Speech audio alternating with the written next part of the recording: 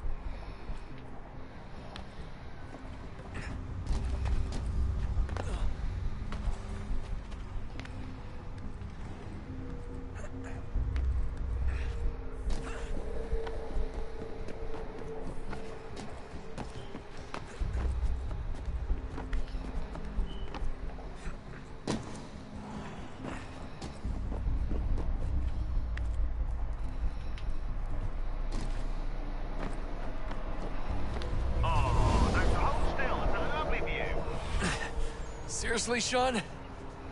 Fuck you.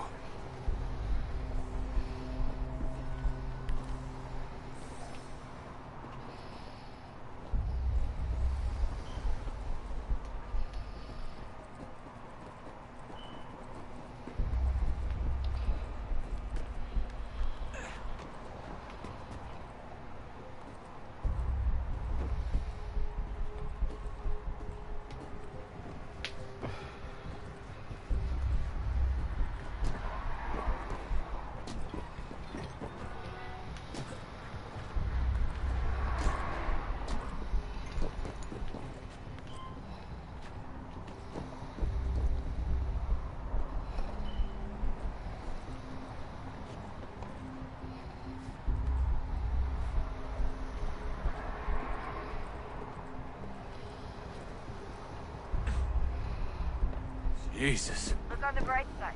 No security to worry about. And on the not so bright side, the slightest misstep means you're effectively taste. Shut up, Sean.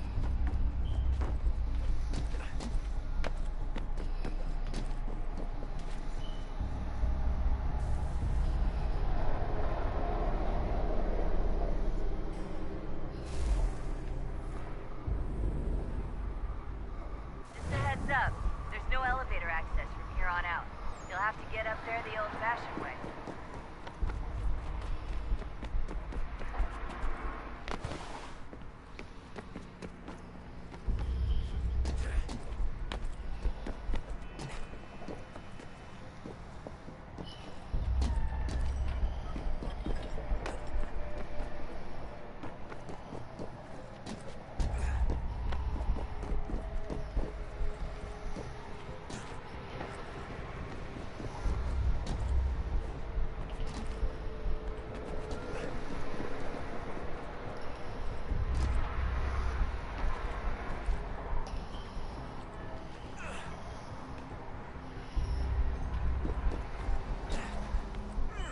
Almost there, Desmond.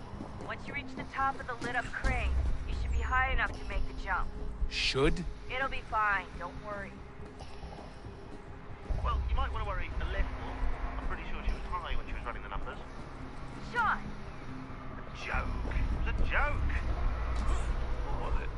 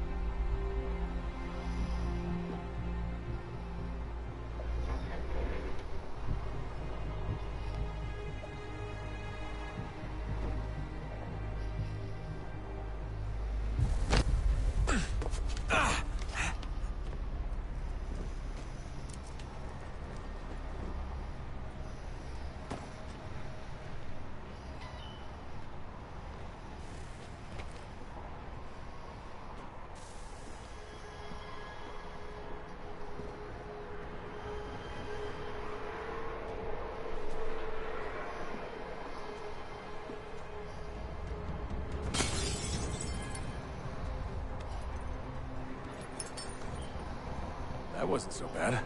So, you must be Desmond. Not exactly what I expected, but I guess your kind doesn't have many options these days. Who are you? Ask your father. He'll give me that. I don't think so. Look, I'm not supposed to kill you, but the boss man didn't say anything about fucking you up. So you got to the counter.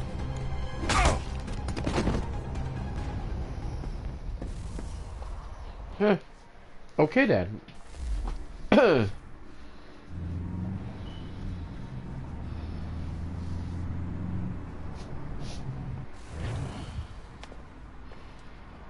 So who the hell is Daniel Cross? Believe it or not, he used to be an assassin. The assassin, the way I've heard it told, but it turned out he was a sleeper agent for Abstergo, programmed to infiltrate and destroy the organization. How did he know you were there? We could be compromised. They must have caught me snooping inside their network and sent Cross to see what we were after. If they were aware of our current location, we'd know. Though, I will say this. Doesn't bode very well for future expeditions. I've set up some cameras topside. If anyone shows up, we'll see it. I'd suggest you go see about finding a socket for that power source. Or we can return to Connor if you prefer. All the artifacts in the world won't mean a thing without the key.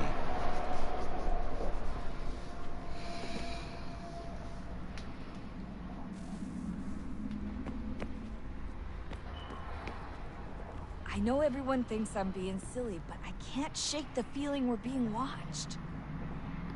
We are being watched. By Juno. Or some version of her. Do you think it's a recording? Or is she a ghost? Or something else? Is she talking to us the way Minerva talked to Ezio? No clue. I mean, who knows what else they were working on down here? There's still so many rooms we don't have access to. But do you think she's like literally down here, waiting somewhere, still alive? Still alive? That's mental. That means she'd be at least 75, 80,000 years old? No, powerful, yeah, but not that powerful. They came down here looking for a way to survive. Maybe they found one. Is it weird seeing Cross? What do you mean? It's different for you. You don't know about what happened, I guess. For a long time, he was important to us. He was a different person. Sean said he was a sleeper agent. Like Lucy. It was different. She made a choice, but Cross, if you read the files, Abstergo just... They did terrible things to him. Rebecca? You're lucky. We all are. We have people who care about us, who look out for us. He was all alone, and the people he thought he could trust, they used him. Did you know him? No, but I knew Hannah. Who's that? She tried to help him. She trusted him. But there was a raid about a year ago. She stayed behind so the others could escape. Tried to reason with him to see if she could fix things. Well, what happened? What do you think happened? He killed her. That's what he does. That's all he knows how to do. Sometimes it seems like that's all any of us know how to do. Rebecca. I just want to be alone right now.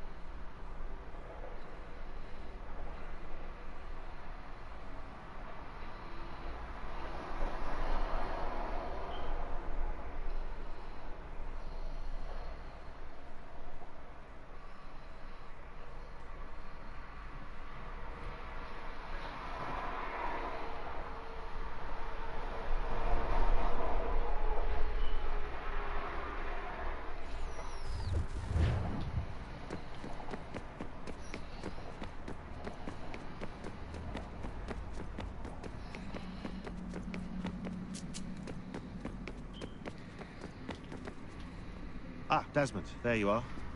Can I ask a favour? Maybe. When this is all over, I'd like to try turning the dial back on the Animus. Like, all the way back. To the time of the first civilization. You think it would work? There was no real loss of fidelity when you visited Altair. Then again, that was about 1,000 years ago, and I'm looking at going back at least 70,000 more. Sure, I'd be up for it. It'd be interesting to see what things were like back then. Excellent. I think it would prove most enlightening. So this is how it started. What are you up to? Just brushing up on my American history. Well, I say history. They certainly teach you strange things in the States. Like what? Well, for all the talk of this being a revolutionary war, it was a civil one. Well, not that kind of civil. I mean, there was no America versus Britain. It was Brit on Brit action. And you can clearly see how the whole thing got started. One war gave birth to the other. You mean the 7 Years' War? Exactly. Seems the Crown overspent in its attempt to keep the French out, wound up with a great deal of debt. Believing that the colonists should help to shoulder the burden, new taxes were created. It was a reasonable request, even if Parliament was rather, well, undiplomatic about it. Well, it's not really fair to tax people for a war they didn't want any part of. What? Didn't want any part of? Did you not notice George Washington with Edward Braddock? He was right there in the middle of it. So here you have the Crown spending who knows how much money to secure a place for the colonists to thrive, and then, when they ask for a little bit of help... Right, look, think of it this way. King George and the colonists, they all go out to dinner, right? And when the bill comes, George asks for them to kick in and pay their share. Fair enough. But keep in mind, he's been taking them out to dinner, gratis, for decades now. The colonists, oh no, they insist they only had a glass of water and a side salad. Never mind the table's full of half-eaten food and empty bottles of wine. Now when the king points this out, what do the colonists do? Oh, they flip the table over and they storm out the restaurant. Probably intending to return later and burn it down. You left out the part where the king pointed a gun at the colonists and asked them to cover dinner for everyone in the restaurant. Right, yeah, interesting take. If he pulled out a gun, and I'm not sure he did, it would only have been after the 100th failed attempt at getting them to pay their fair share. But how do you define someone's fair share? Oh, well, with a war, apparently. I wonder how many other places like this exist. There are dozens of them, all over the world. And somehow no one's ever found one before us. I don't think that's true. Oh? When I was at Abstergo, Vidic talked about silencing discoveries made by non-Templars. And I'm sure Abstergo has dug up plenty. The things they must know. Regretting throwing in with us? No. Just looking forward to when we can finally trounce those bastards so I can dive into their archives. Oh, I think I found a lead on another power source.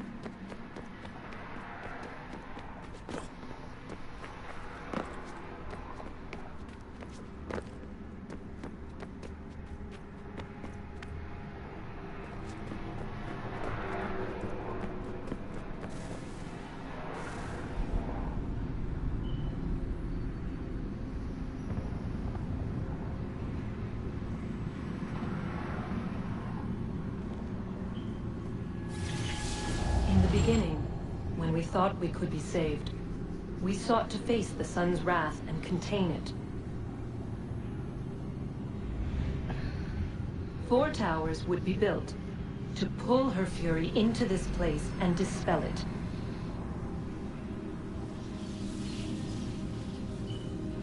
But even with all we knew, with all we had, it would take too long. 1,000 years we could labor and still the work would not be done. The first tower was never completed. The project abandoned. We moved on.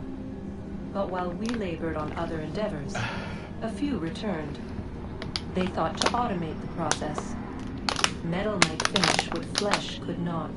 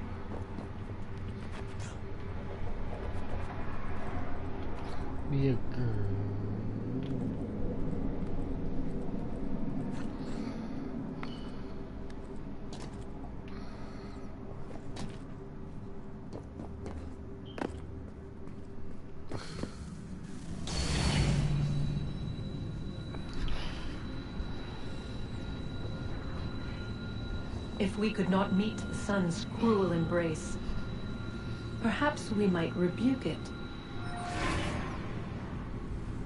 Already we could generate fields to protect us in times of strife.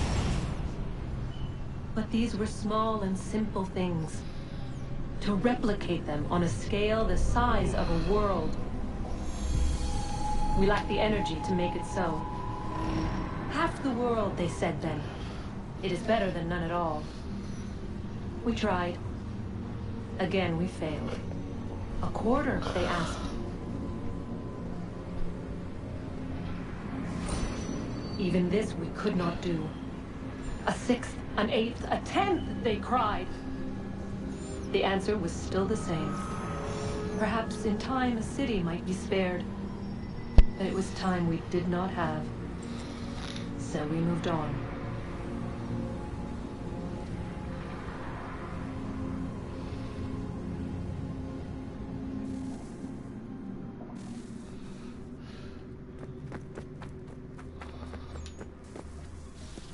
Wonder what's inside.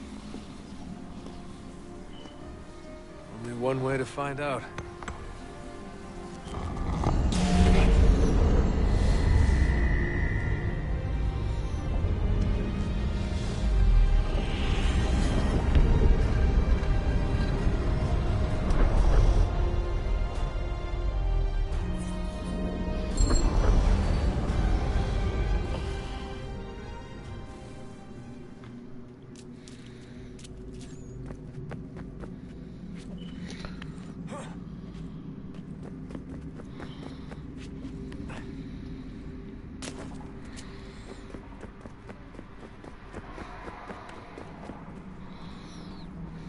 Son, I owe you an apology. I shouldn't have lashed out like that. You have to understand, I've never been very good at this. Never mind that we live rather extraordinary lives. Yeah, I kinda liked my ordinary one. You can't escape who you are, Desmond. So I've noticed. Look, it's silly for us to go back and forth like this. I admit, I did a shitty job raising you. I apologize, I'm sorry. But it's important you understand it didn't come from a bad place. You're my son. I love you. I guess I was so busy trying to make sure nothing bad happened, I didn't consider the consequences. Truce. I can't believe it's taken me so long to ask, but... how's Mom? She's not... No. Your mother is fine. We decided it was safer if we split up for this job. Always assuming the worst. For good reason. Can I at least say hi to her? I'm sorry, it's too risky. Maybe when we're done. Right. When we're done.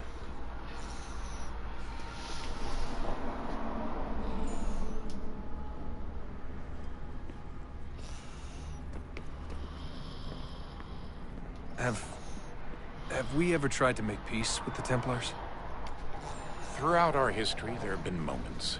Several, in fact. But it's impossible. There are existential differences, insurmountable. If there were to be unity, it wouldn't be a truce so much as a submission. But knowing what's about to happen, wouldn't it make sense to try and talk to Vidic? Come to an arrangement, even if it's only temporary? We'd all be so busy watching our backs, nothing would get accomplished. Imagine that. We're more productive at war. Well, have we ever tried sending in someone? Doing to them what they did to us with Lucy? Or Cross? We have, and it's never worked. We've sent people who were either too weak and found themselves turned, or too strong and were unable to carry out the charade. I just feel like we all want the same thing. We use the same words, but that's all they are, words. In the end, it all comes down to freedom. We seek it, they detest it. And so there's never an end to the fight. Not until one side is completely gone. Is that even possible? Probably not. Our two groups have existed in one form or another since, well, since forever. But things can be better than they are. And that's something. Did you look for me, Dad? When I was gone? Every day. Come on. I mean it. Every night I'd look, searching for your name or variations of it, hoping you'd slip up. Abstergo only found you first because they had better access. A few more days and it would have been me. Well, I'm here now. And I'm glad. Do you think Lucy regretted what she was doing? I used to think I knew her well, but clearly that wasn't the case. So I really can't give you an honest answer. She seemed so sincere, though. Like she really wanted to make a difference. Yes, well, when I first met him, I thought the same thing about Cross. It just keeps happening over and over again. What does? Everything. Don't get weird on me, Desmond. No, it's fine. I'm fine. Don't worry. All right, then. You should think about getting back in the Animus. We've got to find that key. We should probably get back to Connor.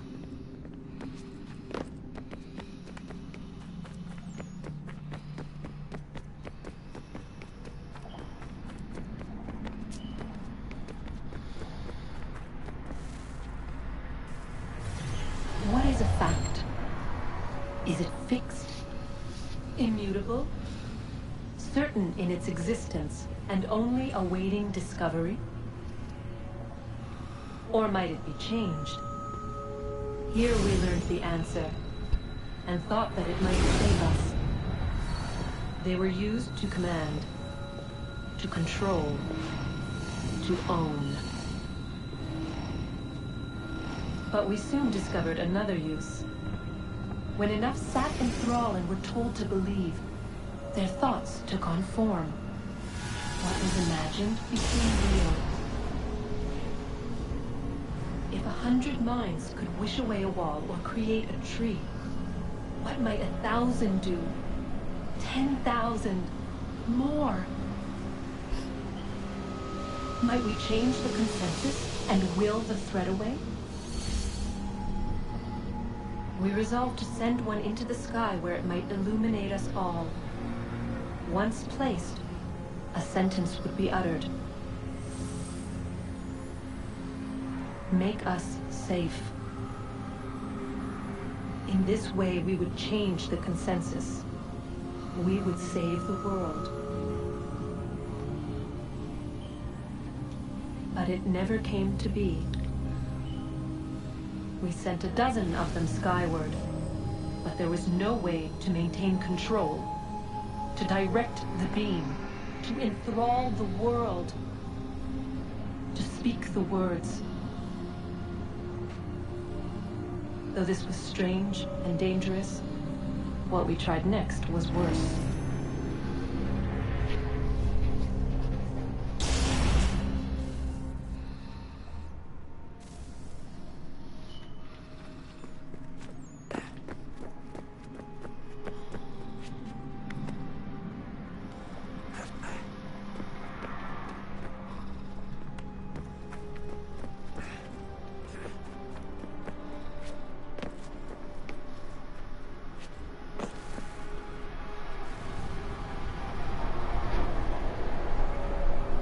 Our first instinct was to travel back, to change the past. But we could not find a way. But forward. We could look forward. And so here we sought to see beyond ourselves, and know what was to come. First we watched to learn if our work would succeed. But the answer was always the same. So we moved on to other things. But she remained. The one you call Minerva. In time, she too stopped looking, and instead began to speak. She called out across time, in the hopes that you might be saved. She hid messages where none might find them, save for you and those within this place. Fascinating.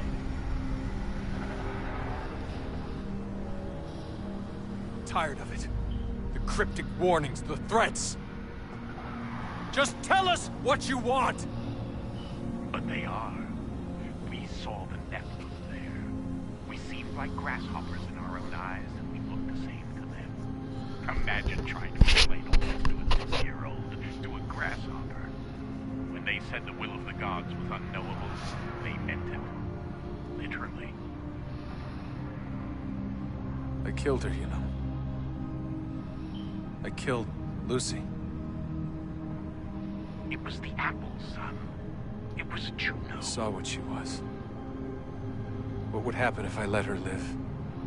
I could have stopped myself. I mean, there was a force there. But I didn't have to. I chose to. Desmond. Lucy was going to betray us and take the apple back to Abstergo. I saw the satellite launched. I saw them turn it on, and then... it failed. Whatever's on the other side of that door, it benefits Juno. We need to be careful.